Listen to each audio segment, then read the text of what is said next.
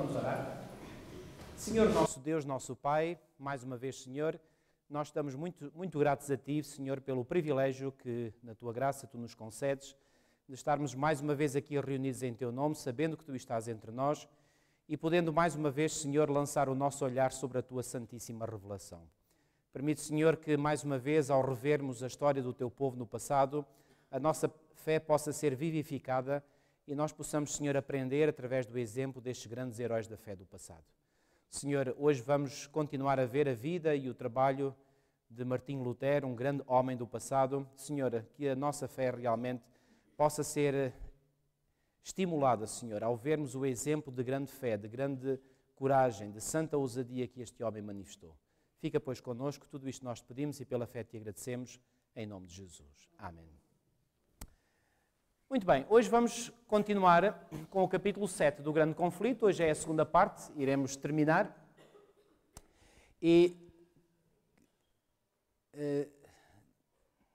Exato, acho que foi aqui exatamente que nós ficamos. Diz assim, a um amigo da Reforma Lutero escreveu: não podemos atingir a compreensão das Escrituras, quer pelo estudo, quer pelo intelecto. O teu primeiro dever é começar pela oração. Roga ao Senhor que te conceda, pela sua grande misericórdia, a verdadeira compreensão da sua palavra. Sabem que muitas pessoas conhecem a Bíblia, já aqui vos disse, mas conhecem a Bíblia de forma errada. Para nós compreendermos a Bíblia corretamente, nós precisamos disto, oração, para que o Espírito de Deus nos guie. Não há nenhum intérprete da palavra de Deus, escreveu Lutero, esse seu amigo, senão quem? O autor dessa palavra. Como ele mesmo diz, e serão todos ensinados por Deus, todos, não é só alguns. Nada esperes dos teus próprios trabalhos, da tua própria compreensão. Confia apenas em Deus e na influência de quem? Do seu Espírito. Acredita nisto pela palavra de um homem que tem tido a experiência. E era esta a experiência de Martinho Lutero. Ele conhecia a palavra de Deus não porque algum homem ou ele próprio a interpretava daquela maneira, mas porque o Espírito Santo lhe revelava o que a palavra queria dizer. Eis aqui, prossegue Ellen White, uma lição de importância vital para os que sentem que Deus os chamou para apresentarem a outros as solenes verdades para este tempo. Estas verdades suscitarão o quê? A inimizade de Satanás e dos homens que amam as fábulas que ele, Satanás, imaginou. No conflito com os poderes do mal, há necessidade de algo mais do que a força do intelecto e da sabedoria humana. O que é esse algo mais? Pois bem, é exatamente a força e o poder que só o Espírito de Deus podem nos dar. Quando os inimigos mencionavam os costumes e as tradições, ou as afirmações e a autoridade do Papa, Lutero enfrentava-os com o quê? Com a Bíblia. E unicamente com a Bíblia. Cá estava o segredo da força deste homem. Ali estavam argumentos que não podiam refutar. Portanto, os escravos do formalismo e da superstição reclamavam o seu sangue, como os judeus tinham feito pelo sangue de Cristo. Ele é um herege, bradavam os zelosos defensores de Roma. É alta traição à Igreja permitir que tão horrível herege viva uma hora mais, que seja já construída a forca para ele. Pois bem, esta é a reação típica dos inimigos da verdade. Assim como agiram contra Cristo, contra os profetas no passado, contra os seus apóstolos, contra os reformadores, farão o mesmo por nós, hoje em dia e no futuro. Mas Lutero não caiu vítima da sua fúria. Deus tinha uma obra para ele fazer e foram enviados, tão importante saber isto, irmãos, anjos do céu para o proteger. Entretanto, muitos que tinham recebido a preciosa luz de Lutero tornaram-se objeto da ira de Satanás e, por amor à verdade, sofreram corajosamente a tortura e a morte. Ou seja, muitos dos seguidores de Lutero conheceram isto, a tortura e a morte. Felizmente, para Lutero, Deus o poupou exatamente a isso mesmo. Os ensinos de Lutero atraíram a atenção dos pensadores de toda a Alemanha. Dos seus sermões e escritos irradiavam raios de luz que despertavam e iluminavam milhares de pessoas. Uma fé viva passava a ocupar o lugar do formalismo morto em que a Igreja se tinha mantido durante tanto tempo. O povo perdia diariamente a confiança nas superstições do catolicismo. As barreiras do preconceito iam cedendo. A palavra de Deus, com a qual Lutero provava todas as doutrinas e quaisquer pretensões, era semelhante a uma espada de dois gumes, abrindo caminho para o coração do povo. Realmente este foi um tempo magnífico, em que a luz da verdade começou a iluminar milhares e milhares e milhares de corações humanos. Por toda a parte despertava o desejo de crescimento espiritual. Uma fome e uma sede de justiça, como há muitos séculos não se via, surgiam por todo o lado. Os olhos das pessoas há tanto tempo voltados para ritos humanos e mediadores terrestres voltavam-se agora com arrependimento e fé para Cristo e este crucificado. E aqui é que está a nossa única salvação.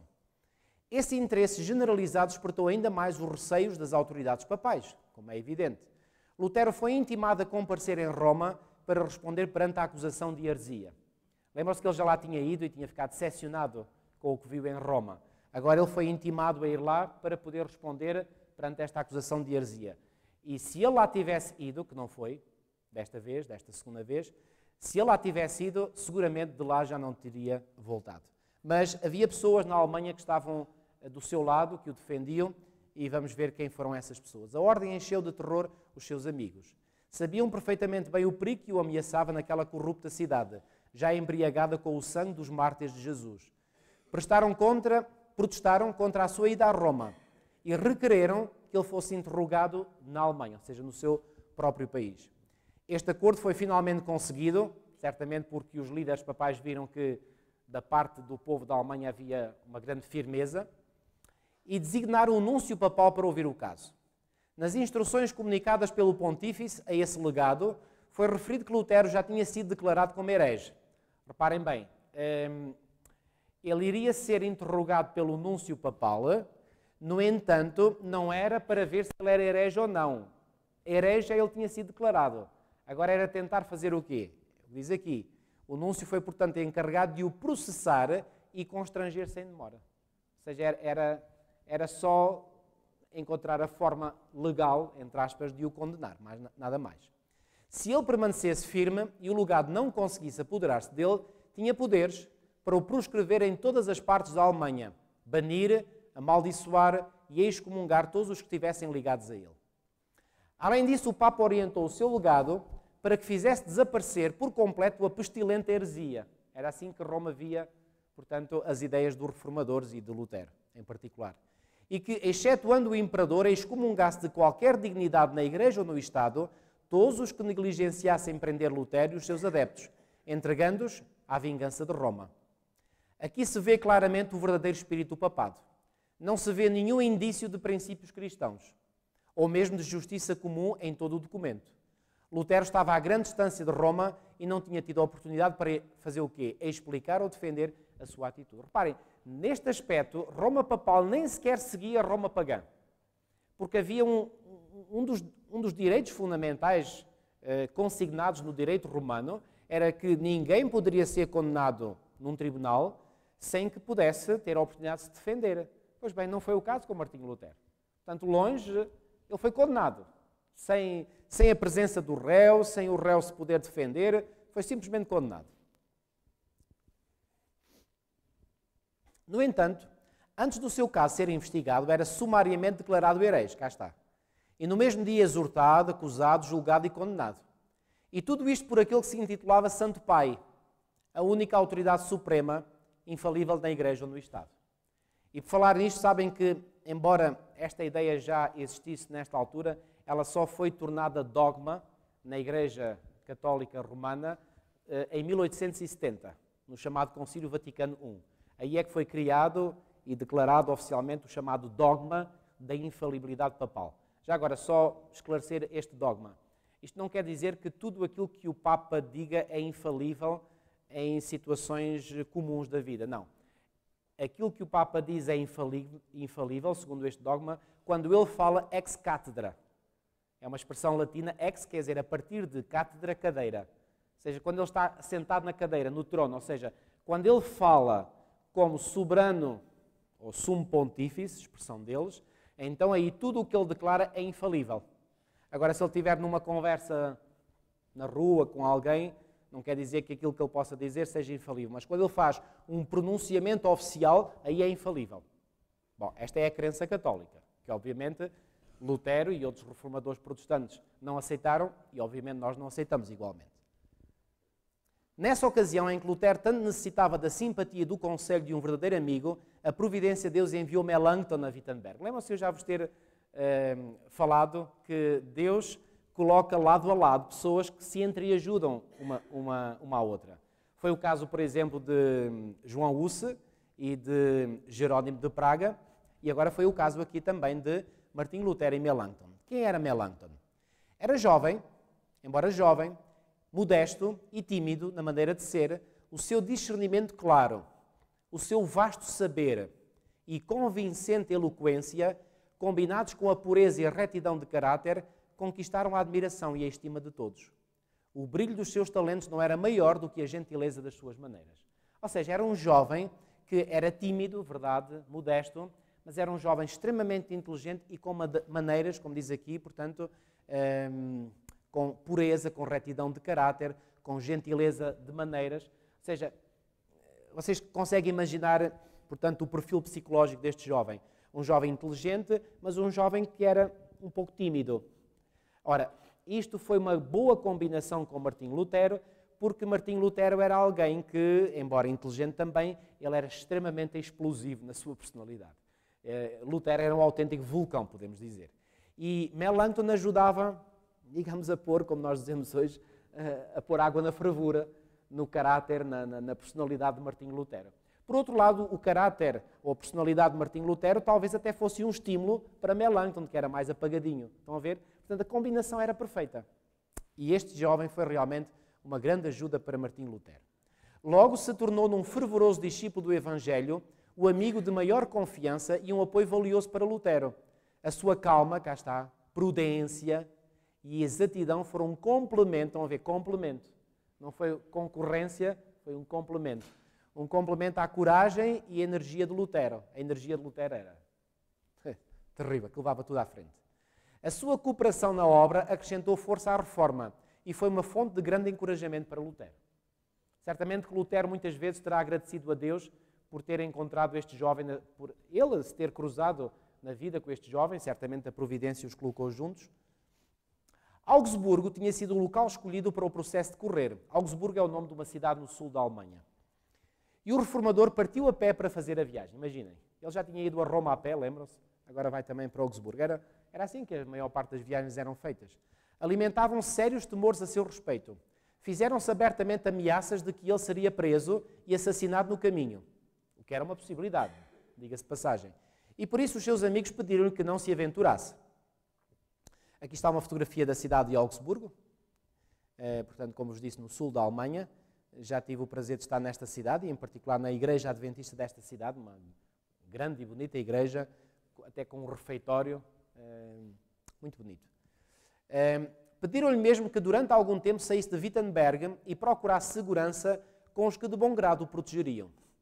Ele, porém, não queria abandonar a posição em que Deus o tinha colocado. Qual era a posição? Pois bem, era de ser professor lá na Universidade de Wittenberg. Deveria continuar fielmente a manter a verdade, apesar das tempestades que se abatiam sobre ele. A sua expressão era: sou como Jeremias, homem de lutas e contendas. Mas quanto mais aumentam as suas ameaças, mais cresce a minha alegria. Lembram-se que Jeremias, nós até o consideramos como o profeta chorão. Bom, ele tinha boas razões para chorar, porque ele viveu num tempo terrível, de grande apostasia da nação de Judá. E Jeremias chegou a amaldiçoar o dia em que nasceu, lembram-se? Está no capítulo 20 de Jeremias. Ele queixava-se. Uma vez ele escreve lá no capítulo 20 e ele disse: não, eu não falo mais, acabou, vou-me calar. Só que ele diz que depois de ter tomado essa decisão, sentia como que um fogo dentro dele que o impedia de ficar calado. E então ele voltou a falar. Mas cada vez que falava, aquilo levantava sempre guerras e contendas. Então Lutero identificou-se perfeitamente com Jeremias. E diz assim: já destruíram a minha honra e a minha reputação. Isto é Lutero a falar. Uma única coisa permanece, o meu desprezível corpo. Que o tomem e abreviarão assim por algumas horas a minha vida. Mas quanto à minha alma, essa não a podem tomar.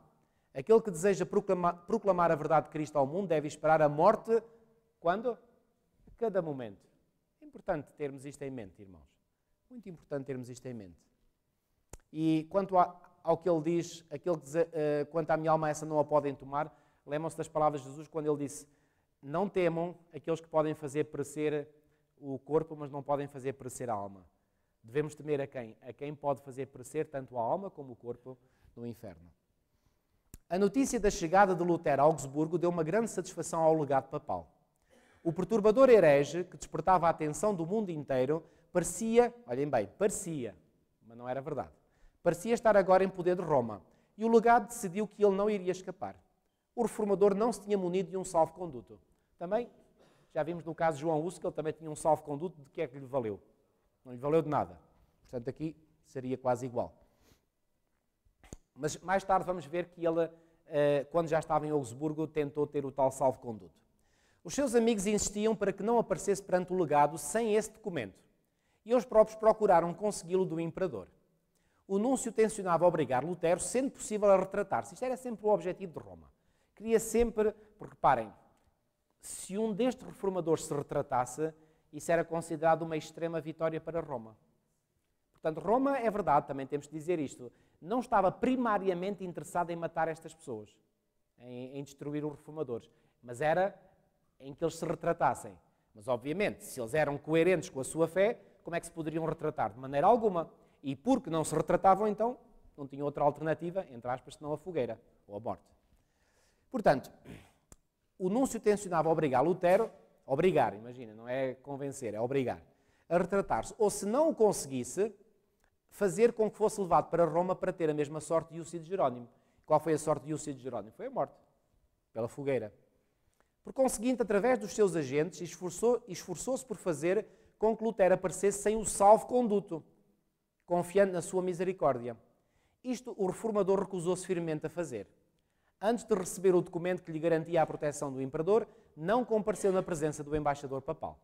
Ou seja, ele aqui achou que se o outro fazia questão de que ele não tivesse o salvo-conduto, é porque o salvo-conduto poderia ser importante para ele. E ele então não compareceu na presença do embaixador papal, sem primeiro ter a garantia da proteção do imperador. Astuciosamente, os romanistas tinham decidido tentar vencer Lutero com uma aparência de amabilidade. O legado, nas suas entrevistas com ele, mostrava grande amizade. Mas, olhem agora, o que é que este mas continua a dizer? Mas que exigia que Lutero se submetesse implicitamente à autoridade da Igreja e cedesse em alguns pontos. É isso? Em todos os pontos. Sem argumentação ou questões. Esta é a forma de Roma lidar com aqueles que se lhe opõem. Tem que ceder, tem que aceitar e ponto final. Não há discussões, não há argumentação, tem que aceitar. Não tinha avaliado devidamente o caráter do homem com quem devia tratar. Quem é que não tinha avaliado devidamente o caráter do homem? O núncio papal. Ou seja, ele não imaginava quem é que iria encontrar pela frente. Era um homem de fibra, Martinho Lutero. E já agora, por falar aqui desta aparência de amabilidade, eu recordo-me aqui há uns anos atrás, já foi há muitos anos, de ter visto um cartoon, daqueles desenhos que fazem às vezes nos jornais, e foi no tempo em que, já foi, portanto, em 1985, se não estou em erro, foi no ano em que houve uns encontros de alto nível entre o então presidente da ex-União Soviética, Mikhail Gorbachev, lembram-se dele? E o então presidente dos Estados Unidos da América, Ronald Reagan. Então, esse cartoon descrevia, portanto, numa só imagem, o encontro de alto nível político que os dois presidentes tinham tido um com o outro. E o que eu achei muita graça no cartoon era o seguinte: mostrava eles muito simpáticos, com um sorriso muito cordial de um para com o outro, a apertarem a mão um com o outro, mas enquanto com a mão direita apertavam a mão do outro, na mão esquerda atrás um tinha 4 mísseis e o outro tinha outros 4 mísseis. Ou seja, eu estou muito amigo aqui, mas se portas mal, com os mísseis da cabeça. Amigos, esta imagem é uma imagem apropriada para quando nós lidamos com Roma. Nós devemos ser, realmente, também ter esta amabilidade, mas estar sempre de pé atrás. Ter os nossos mísseis bem reservados. Porque sabem porquê? Porque eles também os têm. Eles também os têm, não tenham dúvidas disso. Lutero, em resposta, exprimiu a sua consideração pela Igreja, o seu desejo de verdade, a sua prontidão em responder a todas as objeções àquilo que ele tinha ensinado e em submeter as suas doutrinas à decisão de algumas das principais universidades. Ele sabia que, se fosse por esta via, pois bem, ele estava protegido. Mas, ao mesmo tempo, protestava contra a maneira de agir do cardeal, o tal cardeal que era o tal embaixador papal. Pois exigia que se retratasse sem ter provado que ele estava errado. Quer dizer, isto nem cabe no bom senso de ninguém, não é? Como é que se pode condenar alguém sem se provar que ele está errado? Mas, no entanto, era o que o embaixador papal queria fazer. A única resposta foi retrate-se, retrate-se. O reformador mostrou que a sua atitude se apoiava nas Escrituras e declarou com firmeza que não poderia renunciar à verdade. Amigos, isto é um exemplo para nós. E que exemplo é este? Se nos puderem provar pelas Escrituras que nós estamos errados, pois bem, então devemos admitir o nosso erro e devemos, com essa nossa retratação, colocar-nos em sintonia com aquilo que a palavra de Deus diz. Mas se não conseguirem provar que estamos errados à luz da palavra de Deus, não há retratação possível. Esta deve ser a nossa posição. O legado, incapaz de responder ao argumento de Lutero, lançou sobre ele uma tempestade de acusações, troças, carne e lisonja. Estão a ver aquela amabilidade e bondade que ele manifestou ao início? Aquilo era só o quê? Era só verniz de superfície. Porque quando o verniz se partiu, aí vem uma torrente de acusações, troça, escárnio e lisonja. E reparem, não há aqui argumentos lógicos, é só dizer mal para mesmo tentar destruir o adversário. Entremeados com citações da tradição e dos pais da Igreja, sem dar ao reformador quê? Oportunidade para falar. Olha, esta é a forma de Roma tratar com os dissidentes, com os seus dissidentes. Vendo que a conferência, a continuar assim, seria completamente vã, Lutero obteve por fim, embora com relutância, a autorização para apresentar a sua resposta por escrito. Ao proceder assim, disse ele, escrevendo a um amigo, os oprimidos encontram um duplo benefício. Primeiro, aquilo que escrevi pode ser submetido ao julgamento de outrem. Segundo, há uma melhor oportunidade de trabalhar com os temores, se é que não com a consciência de um déspota arrogante e palrador que, de outro modo, dominaria pela sua linguagem imperiosa. Ou seja, Lutero ficou contente de poder escrever a sua defesa, porque se fosse a falar, realmente, como ele diz aqui, com um déspota arrogante e palrador pela frente, ele não teria nenhuma possibilidade. Sabem qual é o termo que a psiquiatria usa para uma pessoa que fala muito, palradora? É uma pessoa verborreica, usa verborreia. Reia quer dizer corrimento, verbo vem de palavra, ou seja, é um corrimento de palavras, é uma torrente de palavras, verborreia. E era o que o núncio papal era. Na entrevista seguinte, Lutero apresentou uma exposição clara, concisa e poderosa das suas opiniões, amplamente apoiadas por muitas citações das Escrituras. Olhem aqui, apoiadas por muitas citações das Escrituras. É assim que se apresenta a verdade, não pode ser de outra maneira. Depois de ter lido este documento em voz alta, entregou-o ao cardeal, que, entretanto, desdenhosamente o pôs ao lado, declarando que era um monte de palavras ociosas e citações que nada provavam. Olhem como Roma considera a Escritura, desta forma. Lutero, irritado com esta afirmação, defronta agora o altivo bispo no seu próprio terreno, as tradições e os ensinos da Igreja, e derruba totalmente as suas afirmações. Não se esqueçam que Lutero era professor da universidade. Ele era, portanto, professor de teologia e ele conhecia muito bem aqui as tradições e os ensinos da Igreja. E quando ele viu que o núncio papal estava nessa área, queres lutar nessa área? Então, porque reparem, até pegando na tradição da Igreja, nós podemos muitas vezes provar que a própria Igreja se contradiz ela própria. Eu devo-vos aqui um exemplo quando fiz aquele seminário em outubro passado sobre os livros apócrifos. Houve muitas declarações ao longo dos séculos em que dignitários importantes da Igreja consideravam que aqueles livros não eram inspirados e, no entanto, no Concílio de Trento aqueles livros foram considerados como sendo parte do cânon. Portanto, uma contradição clara. Quando o bispo viu que o raciocínio de Lutero era irrespondível, perdeu todo o domínio de si mesmo e, colérico, exclamou: retrate-se, ou mandá-lo-ei para Roma, para ali comparecer perante os juízes nomeados para tomarem conhecimento da sua causa. Excomungá-lo-ei a todos os seus partidários e a todos os que em qualquer ocasião o favorecerem, e lançá-los-ei fora da Igreja. E finalmente declarou em tom altivo e irado: retrate-se ou não volte mais. O reformador retirou-se imediatamente com os amigos, declarando assim plenamente que não deveriam esperar da sua parte nenhuma retratação. Não era isto o que o cardeal se propusera.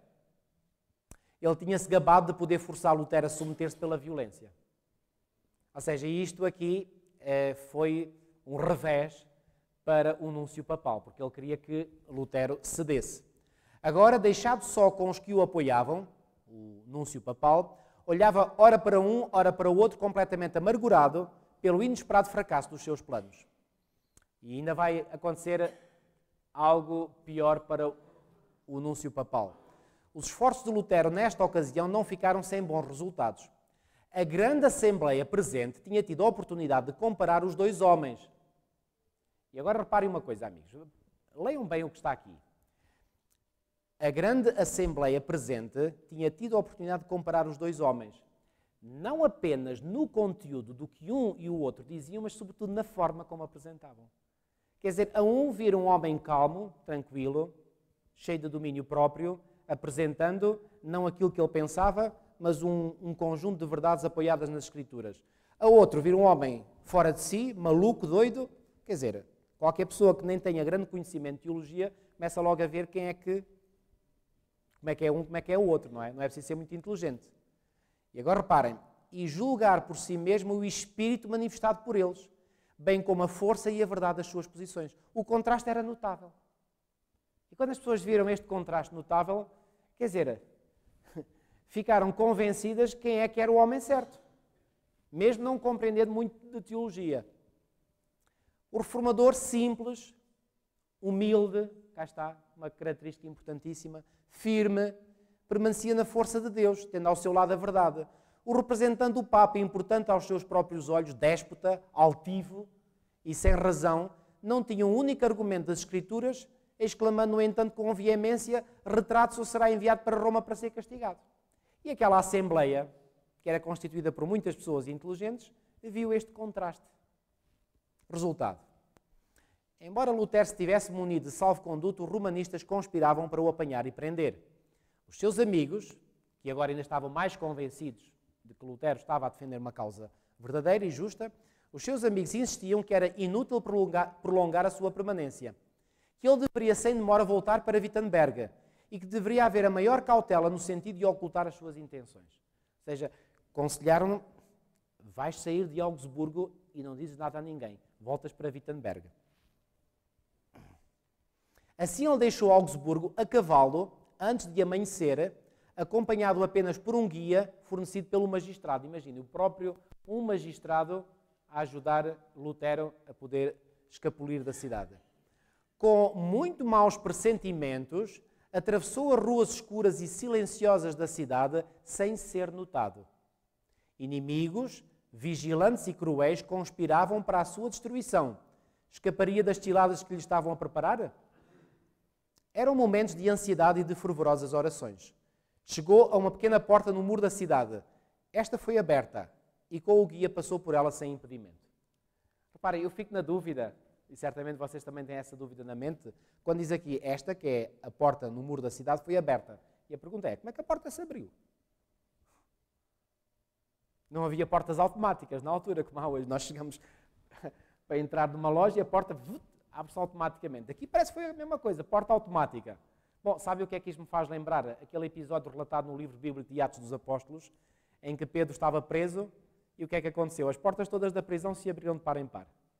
Amigos, aqui certamente que foi um anjo do Senhor que fez isto. Uma vez do lado de fora livres, os fugitivos apressaram a fuga, e antes que o legado papal soubesse da partida de Lutero, já ele estava fora do alcance dos seus perseguidores.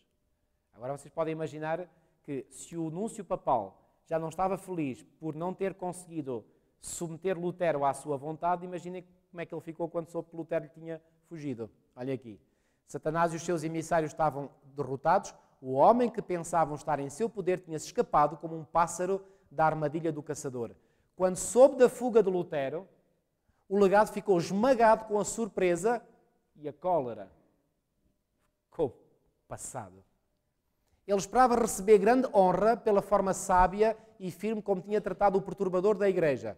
Olha aqui esta expressão, o perturbador da igreja. Faz-vos lembrar alguém na Bíblia?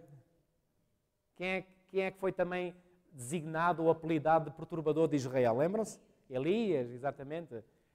Disse o rei Acabe a Elias quando o viu, és tu o perturbador de Israel? E sabem, eu fico fascinado quando estes homens de fé, homens de Deus, não têm papas na língua, não têm medo. Quando ele foi acusado desta forma, Elias não teve papas na língua. Disse, tu é que és, tu e a tua família. Vós é que sois os perturbadores de Israel. Que era verdade. Não estava a dizer mentira nenhuma. Deu vazão à sua raiva, numa carta que escreveu a Frederico. Quem era Frederico? O príncipe eleitor da Saxónia. O que é a Saxónia? É um distrito, digamos assim, uma província da Alemanha, e cada província tinha o seu príncipe eleitor, ou seja, o seu, vamos dizer, governador.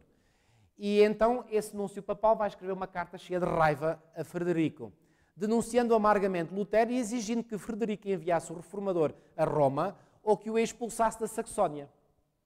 Mais tarde nós vamos ver que não só este Frederico, mas o povo da Saxónia esteve completamente do lado de Martinho Lutero. Na sua defesa, Lutero insistia para que o legado do Papa lhe mostrasse os seus erros pelas Escrituras e comprometia-se da forma mais solene a renunciar às suas doutrinas se pudesse mostrar estar em desacordo com a palavra divina. Esta é que é a posição correta. Ele disse, reparem, da forma mais solene, o que é que isto quer dizer? Ele terá certamente dito, eu juro solenemente que me retratarei se me provarem pelas Escrituras que eu estou errado. Só que o outro não percebia nada das Escrituras, nem queria saber das Escrituras para nada.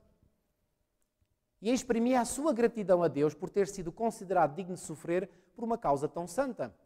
O príncipe eleitor ainda tinha pouco conhecimento das doutrinas reformadas, estão a ver? Embora fossem pessoas, algumas destas, que defendiam Lutero, não tivessem grande conhecimento escriturístico, no entanto, eram pessoas inteligentes, que viam a reação, que viam a maneira de proceder de um e de outro, e que dava para ver que o contraste era grande. Mas estava profundamente impressionado com o quê? Com a sinceridade, a força e a clareza das palavras de Lutero. E até que se provasse que o reformador estava errado, Frederico resolveu permanecer como seu quê? Seu protetor.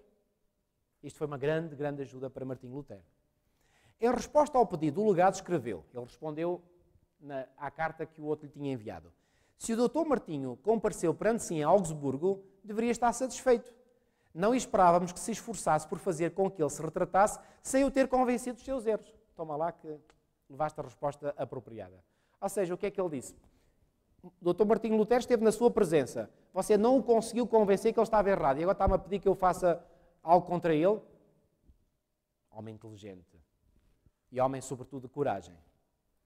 Nenhum dos homens eruditos do nosso principado, disse o tal Frederico na resposta ao núncio papal, me informou de que a doutrina de Martinho é ímpia, anticristã ou herética. O príncipe recusou-se, além disso, a enviar Lutero a Roma ou a expulsá-lo dos seus domínios. E terceira derrota do núncio papal. A primeira derrota foi quando ele pressentiu que não conseguia dominar o homem que ele queria dominar. Em segundo, foi quando ele fugiu como um pássaro do laço do passarinheiro. Em terceiro, foi quando ele recebeu esta resposta de Frederico a dizer, não pensei que eu vou pôr a mão em cima dele porque não vou fazer isso. Estava já lançada um grande fundamento para a vitória da reforma na Alemanha. Frederico notava que havia na sociedade uma quebra geral das restrições morais. Era indispensável uma grande obra de reforma.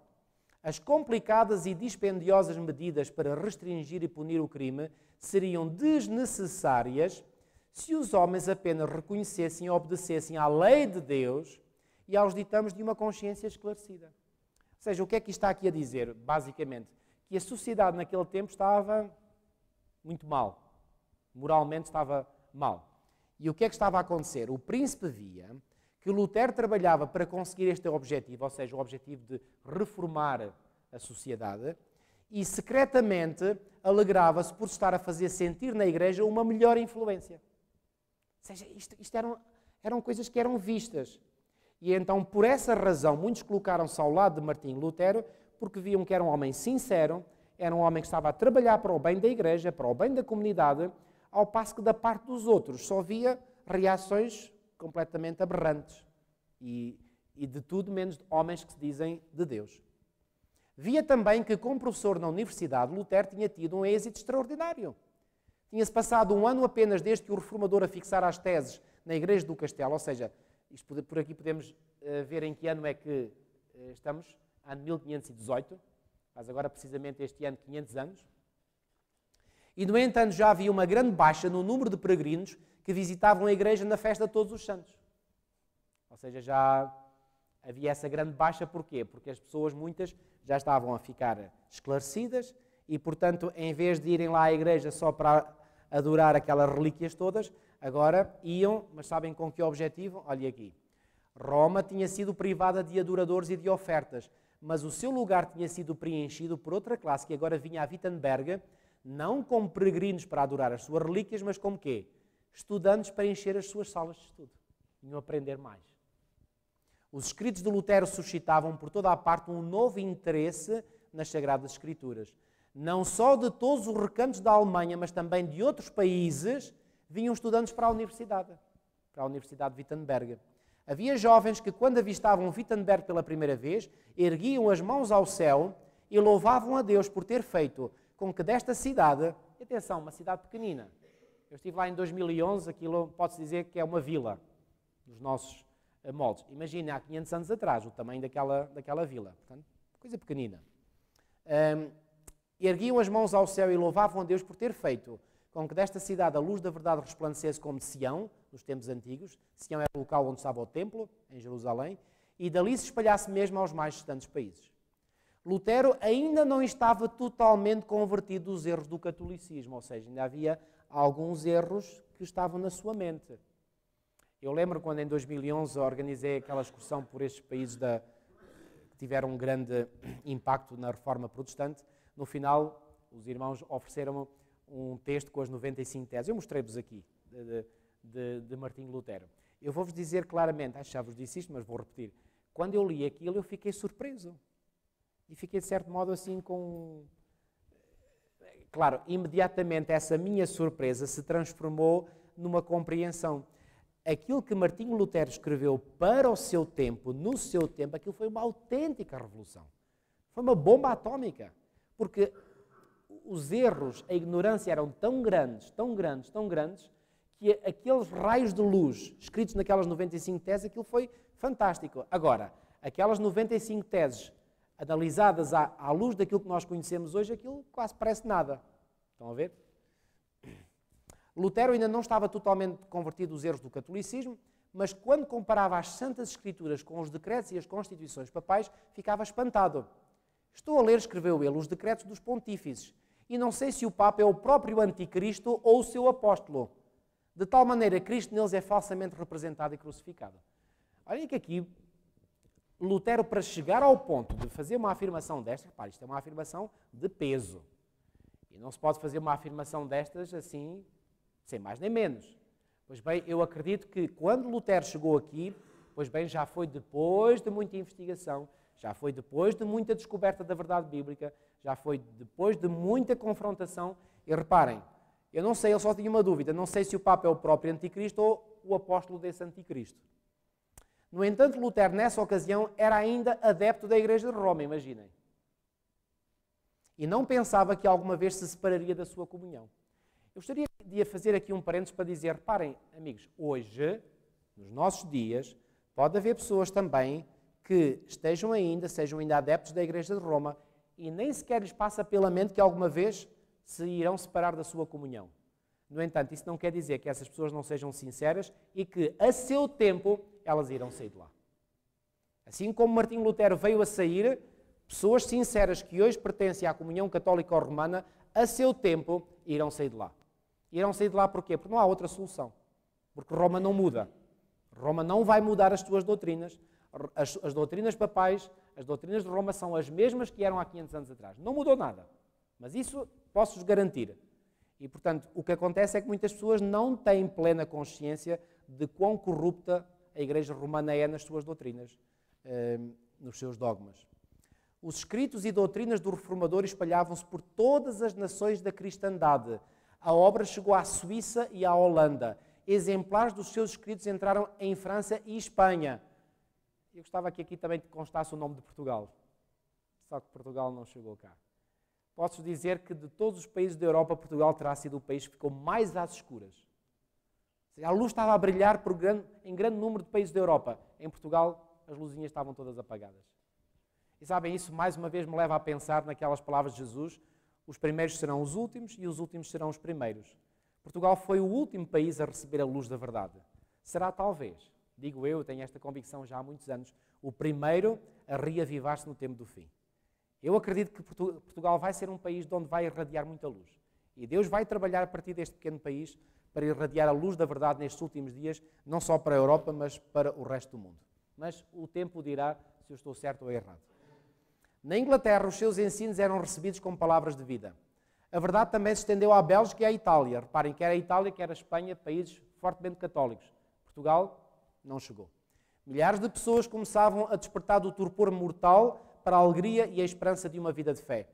Roma desesperava-se cada vez mais com os ataques de Lutero e foi declarado por alguns dos seus fanáticos oponentes, mesmo por doutores das universidades católicas, que aquele que matasse um monge rebelde, que era Lutero, ficaria sem pecados. Certo dia, um estranho com uma arma de fogo, escondida sob a capa, já havia armas de fogo naquele tempo, aproximou-se do reformador e perguntou-lhe por que ia assim sozinho. Olha a resposta que Martinho Lutero lhe vai dar. O homem, nem imagina como é que ele ficou. Estou nas mãos de Deus, respondeu. Ele é a minha força e o meu escudo. Que me poderá fazer o homem? Ouvindo estas palavras, o estranho empalideceu e fugiu como se fosse da presença dos anjos do céu. Amigos, quando realmente alguém está no Senhor, irradia ao seu lado algo que faz com que os inimigos tenham medo, tenham receio.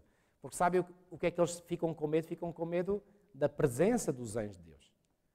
Eu lembro que há uns anos atrás, um pastor que foi missionário na África do Sul, pastor António Gameiro, talvez conhecido por alguns de vós, contou a experiência de um jovem que se tinha convertido à fé adventista e que andava a dar estudos bíblicos a outros. E isto passou-se em Joanesburgo, na África do Sul, e então ele tinha ido a um local que era um local onde havia muito perigo, havia, portanto, baixa segurança, e entretanto ele regressava dos estudos bíblicos, e era um dia um pouco fresco, lá também no inverno é frio, e ele vinha com a sua Bíblia aqui debaixo do seu casaco, e então ele tinha que passar no regresso a casa por uma ponte e não tinha outra alternativa. E quando ele se aproximou dessa ponte, viu um grupo de jovens e ele pensou no seu interior, aqueles estão com o intuito de me fazerem mal. Então ele faz uma oração mentalmente a Deus e diz, Senhor, Tu sabes a razão porque eu estou aqui na rua a esta hora. Eu não estou aqui para passear, eu estou a vir de fazer o Teu trabalho, de partilhar a Tua palavra com outros. Senhor, protege-me, estou nas Tuas mãos, guarda-me. E então ele, sem receio, continuou a sua marcha. E então, quase ia entrar nessa ponte e viu que os jovens começaram a movimentar-se em direção a ele e começaram a fazer um círculo à sua volta e ele sentiu-se como se estivesse rodeado. Aliás, estava mesmo rodeado de todos os lados. De repente, há um que lança um grito. Atenção, não lhe façam mal que ele está armado. E nisto, o grupo começa a dispersar-se. Ele continua a andar e quando já está do outro lado, ele pensa para com ele, olha, afinal eles tinham razão, eu estou mesmo armado. Só que ele estava armado com uma arma que é a mais poderosa de todas. Amigos, é tão bom saber que aqueles que estão com o Senhor, aqueles que andam com o Senhor, têm a sua proteção, a proteção dos santos anjos. E foi o que aconteceu com Martinho Lutero. Roma estava empenhada na destruição de Lutero, mas Deus era a sua defesa. E quem é que pode ser contra Deus? Se Deus é por nós, já dizia o apóstolo Paulo, quem será contra nós? As suas doutrinas eram ouvidas em toda a parte, nas cabanas e nos conventos, nos castelos dos nobres, nas universidades e nos palácios dos reis. E por toda a parte surgiram homens nobres para amparar os seus esforços. Foi aproximadamente por esse tempo que Lutero, lendo as obras de Husse, olhem aqui, Husse, que nós já falámos anteriormente, que era da Boémia, achou que a grande verdade da justificação pela fé, que ele próprio procurava sustentar e ensinar, tinha sido mantida pelo reformador da Boémia. E o que é que o Lutero aqui certamente descobriu? Uau, afinal aquilo que eu estou a ensinar e a defender já foi defendido por outro há 100 anos atrás. Olha aqui a conclusão a que ele chegou. Todos nós, disse Lutero, Paulo, Santo Agostinho e eu mesmo, temos sido citas sem o saber. Ou melhor, eu vou dizer ao contrário. Martinho Lutero, Husse e Santo Agostinho eram paulinos. Não era Paulo que era o cita, era Husse que era paulino, era Martinho Lutero que era... Ou seja, Martinho Lutero, João Husse, Agostinho. Agostinho tinha alguns erros, mas basicamente na sua teologia da justificação pela fé ele teve uma compreensão correta. Eles todos alinhavam pelo pensamento de Paulo, porque Paulo é que esteve na base, não é? Deus certamente pedirá contas disso ao mundo, continuou ele, de que a verdade que lhe foi pregada há um século tenha sido queimada como? Na pessoa de João Husse. Num apelo ao imperador e à nobreza da Alemanha em favor da reforma do cristianismo, Lutero escreveu referindo-se ao Papa: é horrível contemplar o homem que se intitula vigário de Cristo a ostentar uma pompa que nenhum imperador pode igualar. Isto era evidente a todos. É isso ser semelhante ao pobre Jesus ou ao humilde Pedro? E porquê que ele aqui faz referência a Pedro? Porque Pedro é considerado como sendo o quê? Lembram-se? O primeiro Papa, numa linha sucessória sem interrupção. Ele é, dizem, o Senhor do mundo, mas Cristo, cujo vigário ele se vangloria de ser, disse: o meu reino não é deste mundo. Podem os domínios de um vigário estender-se além dos do seu superior? Olhem, grande pergunta, cheia, carregada de lógica. Reparem, o que é um vigário? Um vigário é um representante de alguém, neste caso, vigário de Cristo, representante de Cristo. E como é que o representante de Cristo pode ter um domínio que se estende para além do domínio do seu superior? Isto é óbvio que não pode ser assim. E reparem, com esta pergunta, Lutero enfiava, é como se fosse uma espada na mente e no coração daquelas pessoas. Acerca das universidades escreveu: receio muito que as universidades se revelem grandes portas do inferno, a menos que trabalhem diligentemente para explicar as Santas Escrituras e gravá-las no coração dos jovens. Olha, irmãos, eu vou-vos dizer uma coisa, eu atrevo-me a dizer que hoje isto não mudou muito. As universidades hoje não são muito diferentes daquilo que Lutero escreveu acerca das universidades do seu tempo. Só que com uma diferença, é que as universidades do tempo de Martinho Lutero ensinavam a filosofia, a escolástica, etc. Ou seja, ensinavam as escrituras, mas de uma forma deturpada. Hoje, nas universidades, nem sequer se fala das escrituras. Ou seja, qual foi a mentalidade que dominou nas universidades do nosso tempo? A mentalidade secular, que é a herança, como já vos expliquei aqui, da Revolução Francesa. Não aconselho ninguém a pôr o seu filho a estudar onde as escrituras não reinem supremas. Qualquer instituição onde os homens não estejam continuamente ocupados com a palavra de Deus tem de se tornar corrupta. Esse apelo circulou rapidamente por toda a Alemanha e exerceu uma poderosa influência sobre o povo. Toda a nação foi abalada e multidões criaram coragem para se unirem em volta do estandarte da reforma. Os oponentes de Lutero, desejosos de vingança, insistiam para que o Papa tomasse medidas decisivas contra ele. Decretou-se que as suas doutrinas fossem imediatamente condenadas. Foram concedidos 60 dias ao reformador e aos seus adeptos, fins os quais, se não as abandonassem, deveriam ser todos excomungados. Esta era uma das últimas armas que Roma usava. E sabem que, quando Roma ameaçava alguém de ser excomungado, normalmente essa pessoa tremia da cabeça aos pés. Porquê? Porque a ameaça de excomunhão era equivalente na mente dessa pessoa a estar perdido para toda a eternidade, a arder no inferno por toda a eternidade. Resultado: foi uma crise terrível para a reforma. Durante séculos, a sentença de excomunhão de Roma tinha ferido de terror poderosos monarcas.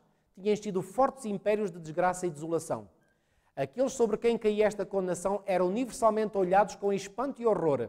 Eram cortadas as suas relações com os seus semelhantes e eram tratados como proscritos que deveriam ser perseguidos até à exterminação. Eram assim que eram vistos. Lutero não tinha os olhos fechados à tempestade que estava prestes a cair sobre ele, mas permaneceu como? Firme, confiando em que Cristo seria o seu apoio e o seu escudo. Com fé e coragem de mártir escreveu: o que está para acontecer não sei, nem estou preocupado em sabê-lo. Cai ao golpe onde cair, não tenho receio. Nem uma só folha cai por terra, sem a vontade do nosso Pai. Uau, que homem! Isto realmente... Quanto mais não cuidará Ele de nós? É fácil morrer pela palavra, visto que a própria palavra ou o verbo que se fez carne morreu. Se morrermos com Ele viveremos. E passando por aquilo porque Ele passou antes de nós, estaremos onde Ele está e com Ele habitaremos para sempre. Olhem para esta lógica, é irrespondível. Reparem, se nós morrermos com Ele viveremos. E passando por aquilo porque Ele passou antes de nós, estaremos onde Ele está. Onde é que Jesus está? No céu. Para onde é que nós iremos se passarmos por aquilo que Jesus passou? Iremos para o céu igualmente. E com Ele habitaremos para sempre. Quando Lutero recebeu a bula papal, disse: desprezo-a e ataco-a como ímpia, falsa. É o próprio Cristo que nela é condenado. Regozijo-me por ter de suportar estes males pela melhor das causas. Sinto já a maior liberdade no meu coração, pois finalmente sei que o Papa é o Anticristo e que o seu trono é o do próprio Satanás. Isto até é daquelas que a pessoa fica... Estava a dizer alguma mentira? Nada. Mais uma vez eu digo, quando Martinho Lutero chega a esta conclusão, faz uma afirmação destas, não a faz de ânimo leve. Ele sabe exatamente o que é que ele está a dizer. Todavia, a ordem de Roma não deixou de produzir efeito. A prisão, a tortura e a espada eram armas potentes para forçar a obediência. Os fracos e supersticiosos tremiam perante o decreto do Papa. E reparem, deixem-me dizer-vos, Deus permite sempre este tipo de crise ou sacudidura. Sabem para quê? Para ir sacudindo aqueles que não estão bem firmes. Porque aqueles que não estão bem firmes às vezes são entrave, são palha dentro da igreja. Então o Senhor de vez em quando faz uma limpeza na igreja para sacudir. Conhece aquela história, não sei se é verídica ou não, havia um comando terrorista, entrou numa igreja, todos armados, e então ameaçaram de morte a todos se não se retratassem da sua fé cristã. Então apontaram as armas e disseram: quem se quiser retratar, por favor, levante-se e vá-se embora. Quem não se quiser retratar, fica aqui. Mas esses que aqui ficarem irão ser todos mortos. E então a maioria levantou-se e foi-se embora. Ficaram uns poucos só. E o pastor também ficou no púlpito. E quando os outros todos saíram e mais ninguém, eles continuaram a fazer a ameaça, mais ninguém saiu, eles viraram-se para o pastor e disseram: pastor, agora pode continuar o sermão porque estes que aqui ficaram, estes são sinceros. E foram-se embora. Bom, isto pode ser uma história, mas que retrata muito bem que muitas vezes estas crises que Deus permite é para limpar a sua igreja. Porque é mesmo sincero, não tem medo da morte. Vai até às últimas consequências. Foi o que aconteceu com Martinho Lutero e os outros reformadores. Foram até às últimas. Nunca se retrataram. Os fracos e supersticiosos tremiam perante o decreto do Papa. E embora houvesse uma simpatia geral por Lutero, muitos sentiam que a vida era demasiado preciosa para ser arriscada na causa da reforma. Cá está. Muitos sentiam que a vida era demasiado preciosa para ser arriscada na causa da reforma. Quem está convencido da verdade não tem medo deste risco. Simplesmente não tem. Tudo parecia indicar que a obra do reformador estava prestes a terminar. Enganavam-se. Mas Lutero continuava destemido. Roma tinha lançado as suas maldições contra ele. E o mundo olhava, não tendo a mínima dúvida de que ele morreria ou seria obrigado a render-se. Mas com um poder terrível, lançou contra ela Roma, a sentença de condenação e publicamente declarou a sua decisão de a abandonar para sempre. Aqui sim, Lutero separa-se de Roma. Até aqui, como vimos, Lutero ainda pensava em permanecer na comunhão de Roma, apesar de reconhecer os... Mas quando chegou este momento, ele disse: acabou, a partir de agora abandonarei Roma e abandonarei para sempre. E nunca mais Lutero voltou a Roma. Na presença de uma multidão de estudantes, doutores e cidadãos de todas as classes, Lutero queimou a bula papal com as leis canónicas, decretos e certos escritos que sustentavam o poder papal. Os meus inimigos, queimando os meus livros, foram capazes, disse ele, de prejudicar a causa da verdade no espírito do povo comum e destruir a sua alma. E agora, em resposta, o que é que ele faz? Pega nos livros de Roma e queima-os todos também. Isto era um homem de fibra, coragem. Por isso, como retribuição, ele destruiu os seus livros. Acaba de começar uma séria luta. Até aqui, tenho estado apenas a brincar com o Papa. Iniciei esta obra no nome de Deus, ela concluir-se-á sem mim e pelo seu poder. Uau! Amigos, vou-vos dizer, eu já vos disse, todos os reformadores foram homens destemidos, valentes, corajosos. Mas em termos de coragem, Martinho Lutero destaca-se acima deles todos. Martinho Lutero é um ícone, é o expoente máximo em termos de coragem, de fervor, de um homem destemido. Uau! É isto que eu fascina em Martinho Lutero. Às acusações dos inimigos que troçavam dele pela fraqueza da sua causa, Lutero respondia: quem sabe se Deus não me escolheu e chamou, e se eles não deverão temer, porque ao desprezar-me desprezem o próprio Deus. Moisés estava só na partida do Egito. E atenção, quem está a falar desta maneira, não pensem que ele falava isto com arrogância. Ele falava isto depois, certamente, de muita meditação, muita reflexão, muita investigação das Escrituras para ter a certeza absoluta de que estava mesmo a palmilhar pelo caminho certo. E já iremos ver que, muitas vezes, quando ele estava só, ele tinha grandes lutas mentais. Vamos ver. Mas ele dizia aqui, e olhem, isto é tudo verdade, Moisés estava só na partida do Egito. Elias estava só no reino do rei Acabe. Isaías estava só em Jerusalém. Ezequiel estava só em Babilónia. Deus nunca escolheu como profeta um sumo sacerdote ou qualquer outra grande personagem, mas habitualmente escolhia homens humildes e desprezados. E uma vez até escolheu o pastor Amós, pastor de cabras e ovelhas. Em todas as épocas, os santos tiveram que reprovar os grandes, reis, príncipes, sacerdotes e sábios, com perigo da sua vida. Não me considero profeta, mas digo que eles devem temer precisamente porque estou só e eles são muitos.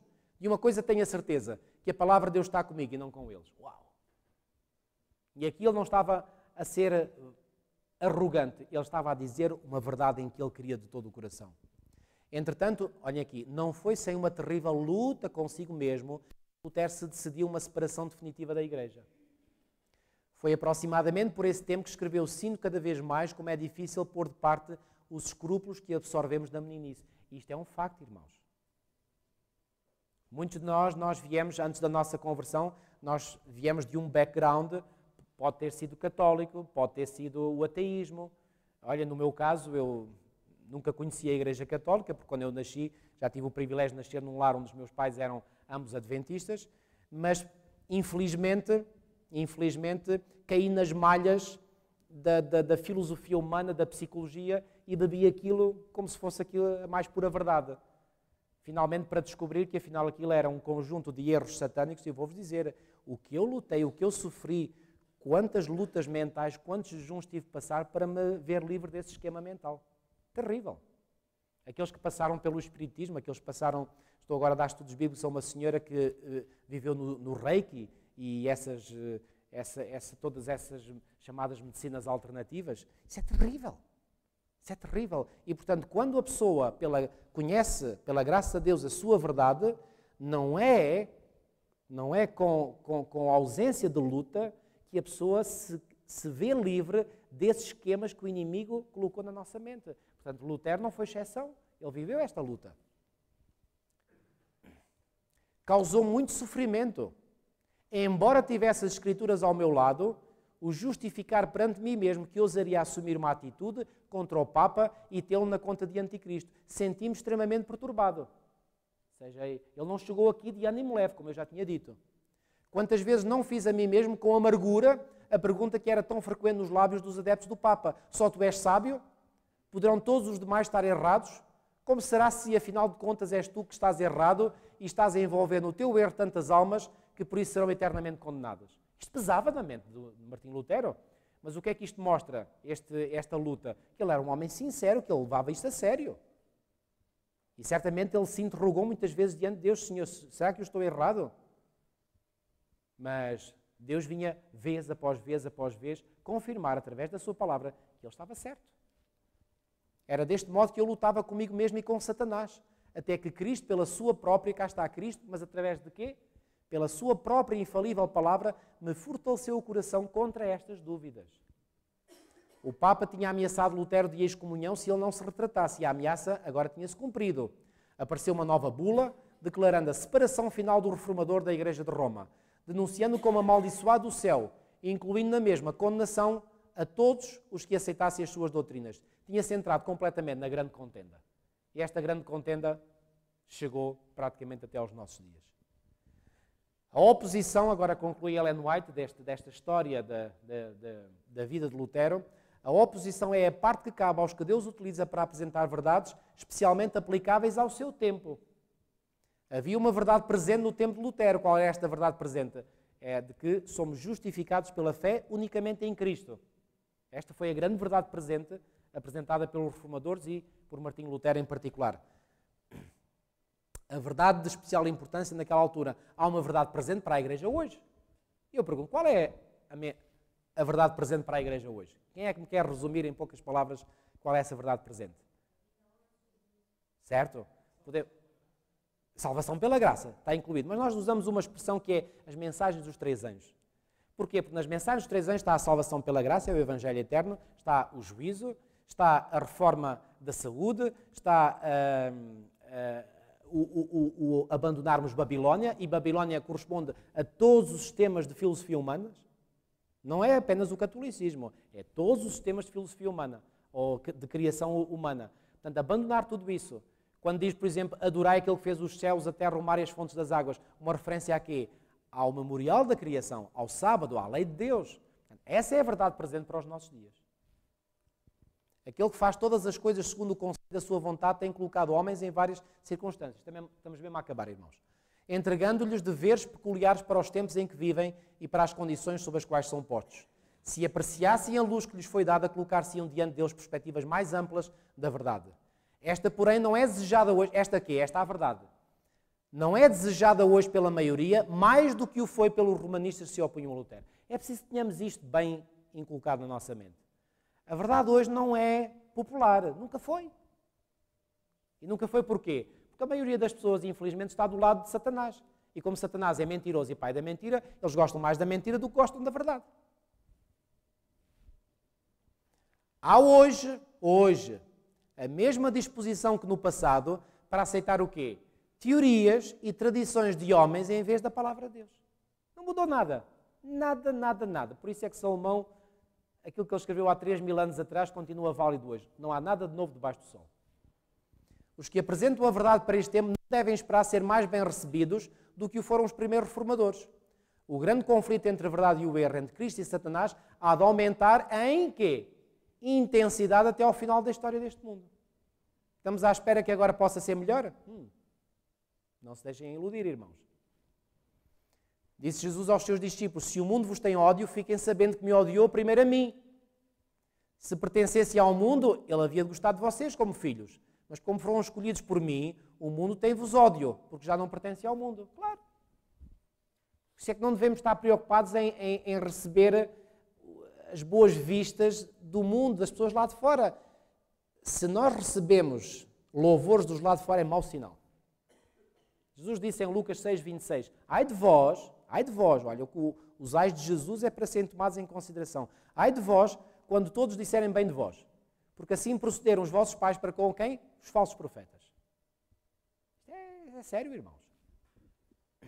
Lembra-se daquilo que vos disse, nenhum servo é maior que o seu Senhor. Se a mim me perseguiram, também vos hão de perseguir. E se fizeram tão pouco caso da minha doutrina, o mesmo vai acontecer convosco. Isto é o que nos espera. E por outro lado, o nosso Senhor declarou explicitamente, olha, está aqui a citação que eu... ai de vocês quando toda a gente vos elogiar, porque era assim que os vossos antepassados tratavam os falsos profetas. Lucas 6:26. Só que isto é numa versão, a Bíblia Nova. O espírito do mundo não está hoje mais em harmonia com o espírito de Cristo do que nos primeiros tempos. É a mesma coisa. E os que pregam a palavra de Deus na sua pureza não serão recebidos agora com maior simpatia do que o foram naquele tempo. As formas de oposição à verdade podem mudar. Isto é verdade. Ou seja, a oposição pode não ser tão declarada, tão aberta, mas que a inimizade pode ser menos evidente porque é mais subtil. Quando há maior subtileza, a coisa está mais encoberta. Mas o mesmo antagonismo ainda existe e manifestar-se-á até quando? Até ao fim do tempo. Muito bem, terminamos este capítulo, capítulo 7. Lutero separa-se de Roma e para a semana que vem iniciaremos, portanto, o capítulo 8. Deixem-me fazer-vos um anúncio para a semana que vem, aí sim é confirmado, não estarei convosco, irmãos. Ok? Estará o irmão Fernando Ferreira, como já vos disse, o autor destes PowerPoints. Eu, de hoje a uma semana, estarei bem longe de vós, estarei na cidade de Bucareste, na Roménia, para atender a um seminário de saúde europeu que aí se vai realizar. Portanto, eu tinha-vos dito, no dia 6 de março não estaria, mas aí ainda vinha tempo e estive, mas a próxima semana não serei eu, é garantido, portanto será o irmão Fernando Ferreira. Mas venham na mesma, porque irá dar-se continuidade, portanto, ao estudo do grande conflito. Vamos terminar com uma oração. Nosso querido e amado Pai que estás nos céus, muito e muito obrigado, Senhor, porque mais uma vez, na Tua graça, Tu nos fizeste beber, Senhor, desta santíssima revelação acerca da história do Teu povo no passado.